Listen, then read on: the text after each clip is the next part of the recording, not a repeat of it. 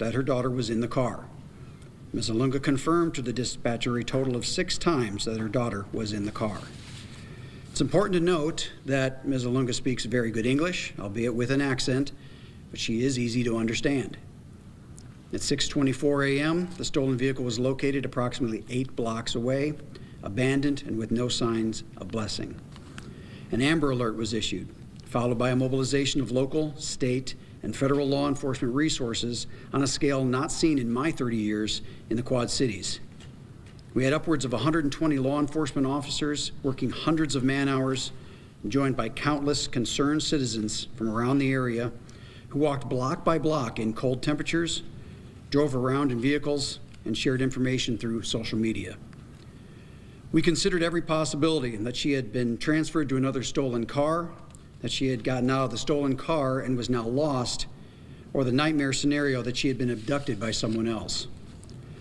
Throughout the day, officers responded to numerous unfounded sightings of Blessing, as well as reports of pink backpacks or pink coats left abandoned in alleys or backyards.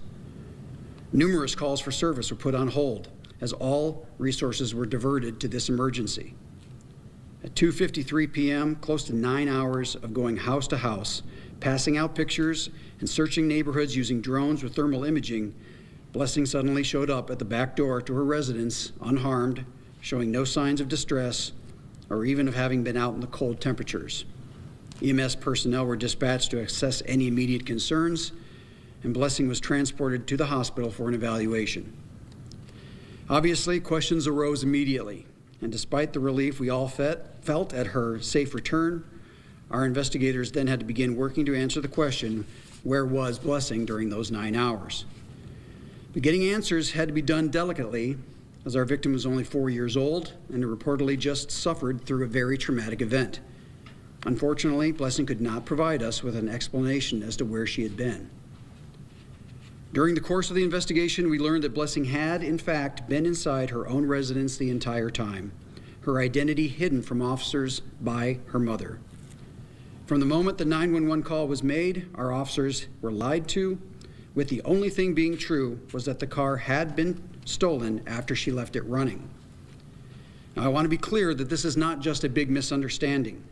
This was not the result of a language barrier. From the minute our first responding officer arrived, Ms. Alunga could have told the truth. Body camera footage would show Blessing inside the residence, no longer wearing the pink coat that she was earlier described as wearing. This was, by all accounts, an intentional deception that wasted the time and resources of 6 local law enforcement agencies, the Illinois State Police, the FBI, and the federal marshals. To understand how this happened, first, we always start by believing. There simply is no legitimate reason for someone to fabricate this kind of emergency, and there is no reason for us to doubt the truthfulness of what we are being told. Our sole focus was to find Blessing and to return her home safe.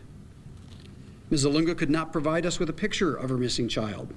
We had to reach out to the school district to obtain the picture that was eventually shared, and by then the search was well underway.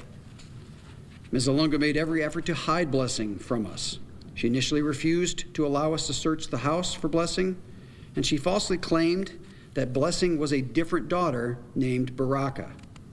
She would speak to officers in English and then instruct her other children in Swahili to take off Blessing's pink coat, to only refer to her by her Swahili name of Baraka, and to go along with the deception. Ms. Alunga has 7 children, many close in age and all with familial resemblances, so there was no reason to believe that Baraka and Blessing were not one and the same. In fact, Ms. Alunga actually pointed to Baraka and said that Blessing looks just like her sister. Additionally, Ms. Alunga advised officers not to speak with the daughter that she referred to as Baraka because she was too young and did not speak very well. Fortunately, we have an officer who speaks fluent Swahili. Working to determine what happened and poring over the body camera footage, we were able to determine that Ms. Alunga was lying to us from the very beginning. Throughout the day, we had a detective assigned as a liaison for Ms. Alunga. Body camera and other video evidence shows Ms. Alunga continued to perpetuate the lie several times. It was only when our detective had to run back to the station that Ms. Alunga seized her opportunity, put the pink coat back onto Blessing, took her outside into the alley where she was found shortly thereafter by a citizen. We have tried to understand why she would invent this story, but when confronted with all the information, the family stopped cooperating with the investigation. We have obtained a warrant for filing a false police report, a Class 4 felony, and as of this morning, Ms. Alunga's whereabouts are unknown. I'll take questions at this time. When you arrested the kids who stole the cars, did they ever say, "We never had this girl in the car"? That is correct. They denied any knowledge of Blessing being in the car. What was your guys' reaction when they were saying that? That we believed at that time that she had gotten out of the vehicle pretty quickly afterwards, and that was just their way of deflecting from what had happened.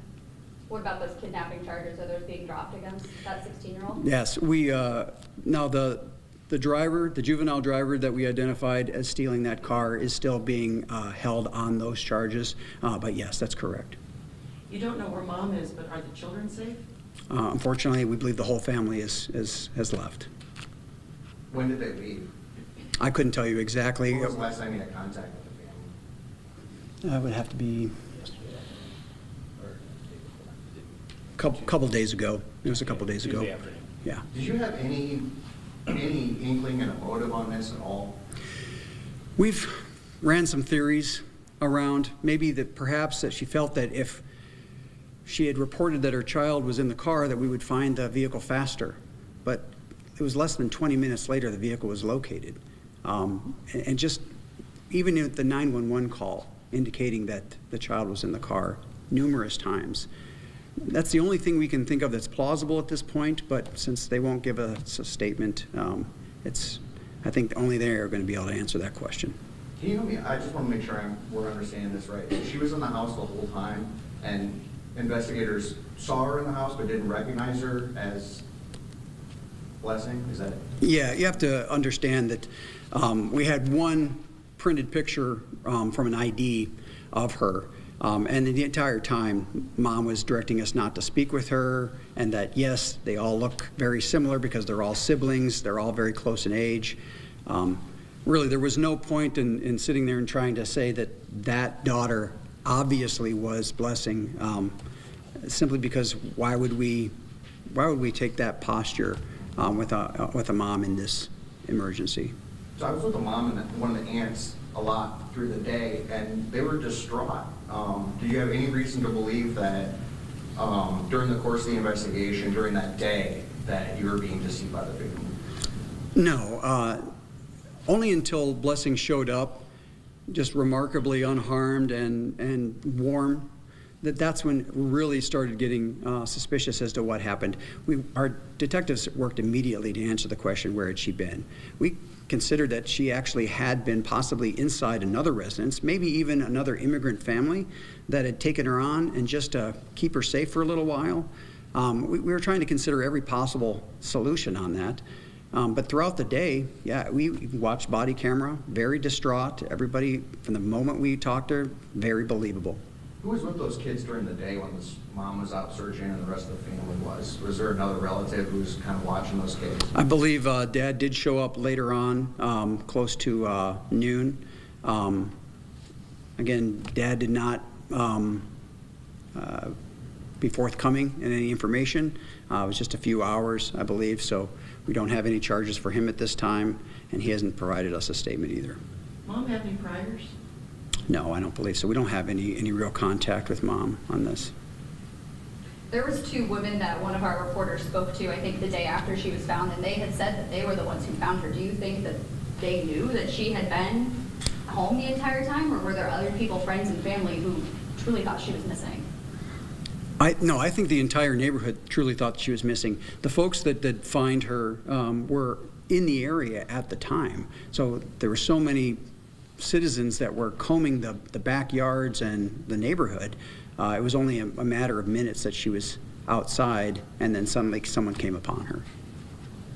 Have you ever seen anything like this? No. No, and that's why I think this all took us by such surprise. This isn't something that you would typically even conceive of. Why? The answer is why, and we just don't have the answer for that. So what are you doing to try to find the family now? I won't really comment on that. There are some efforts underway. This is a Class 4 felony, and we would like to see this case closed and resolved. But I don't think that the thing that they should be doing is just running and never coming. Let's get this thing put behind us. Are you guys for the public's help to find them, or what should the public do if they run across the family? I would actually I understand that the public is going to be a little upset about all the 9 hours that they were out searching. I'd ask their patience and their cooperation, but not right now. If anybody knows about our whereabouts, they can contact us or contact Crime Stoppers. But right now, we have some leads that we're following up on. Yes. How long has the family been in the United States? I want to say 7 or 8 years. At this point, what's the FBI's involvement? Well, I was coordinating with the FBI throughout the day. And matter of fact, we were getting ready to dispatch a task force that basically the FBI, this is all they deal with. And the FBI and our federal partners just were amazing to deal with, ready to dispatch people from as far away as Detroit or Chicago as soon as they could get here. They walked me through some of these situations that they have dealt with before and what my next steps were. Very, very helpful. But as we were getting ready to dispatch that task force, that's when Blessing showed up. How much money got spent on this? That's a good question. We're still trying to ascertain that. I mean, we're talking hundreds and hundreds of man hours that were devoted to this. Officers in on overtime, and then officers from across the river. I had, again, I'll reiterate, it was not just our own police officers in Rock Island that we called in off duty.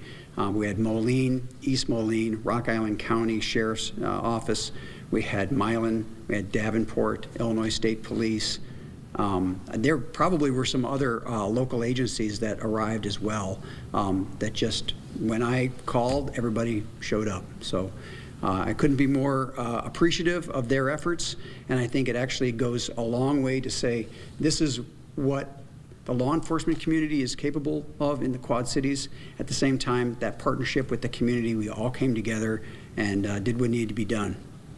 From a personal standpoint, though, as just an individual who was out as a law enforcement officer working this, it's got to be really frustrating to see that your efforts were because of a deception, right?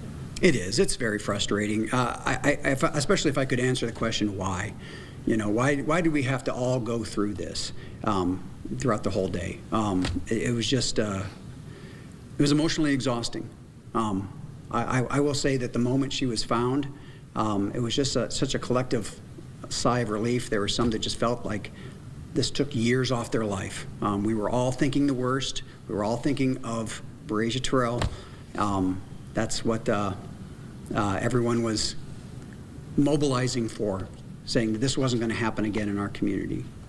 Besides filing a false police report, what else could the family be in trouble for from a legal standpoint? Really, that's the only charge that we're going from right now. I'm not looking to go after them to recoup our financial losses or anything like that, but I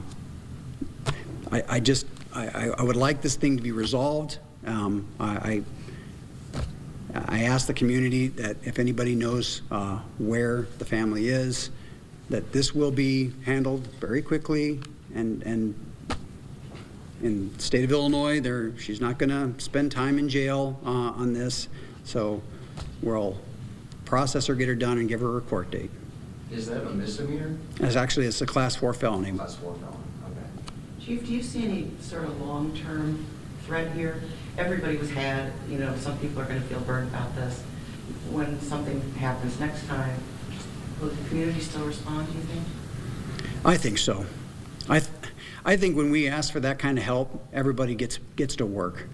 And I caution people again. I cautioned everybody in my first press conference, not to judge the mother too harshly for the allegation that she just left the child in the car for a few moments. That doesn't negate the seriousness of our stolen vehicle epidemic that we're faced with right now, because car was actually, in fact, stolen by juveniles, and this whole thing started with that. I did also speak with QC Air. I want to make sure that the family can get whatever resources they can get, so that maybe better understanding of how this process works, and so something like this doesn't happen again. Chief, I hate to press you on this, but I think the public's going to be really outraged by the fact that she might get a slap on the wrist for this. Well, we can only, work within the confines of the laws that exist. I understand that frustration, but at the same time, this whole thing seems to have spiraled out of control over the course of the day. And I'm not making any excuses for her, but I have to put out the facts about what actually happened. This was such a massive undertaking that I've never seen before in Rock Island. And now these are the results of it, so I have to let the chips fall where they may. Any other questions? Thank you all for coming. I appreciate it. Thanks, Chief. All right, well, just want to wrap up a little bit about what we heard, and I guess if people would just allow me to be a little emotional right now. I think we're all a little bit shocked with what we just found out here, editorializing that just a little bit. Again, just to reiterate, the police chief telling us that Blessing was in fact inside her house for the entire 9 hours that police and community were searching for her. They do say that they do have arrest warrant out for her mother. Her mother's name is Princess Alunga. They said that many times in the dispatch call, she said that Blessing was inside the car and was missing. They're finding out that seems like it was not true. Again, they do have arrest warrant out for her. They say at this time, the mother and the children, they have not found. Again, that is for a Class 4 felony. So they're asking for the public's patience on this. The police chief, I think, brought up Breasia Terrell. Obviously, that's a case several years ago that the community was heavily involved in, and this one, I can speak for everybody here at the station, certainly brought up that tragic case here.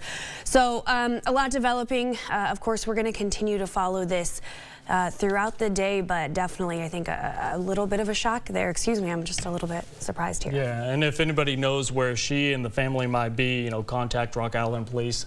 You can look up their number, but again, if you know where she might be or the children, contact them. That's going to do it for us. Thanks for joining us. So we'll have more on your news at 11 and noon, and we'll return you to your regular scheduled program.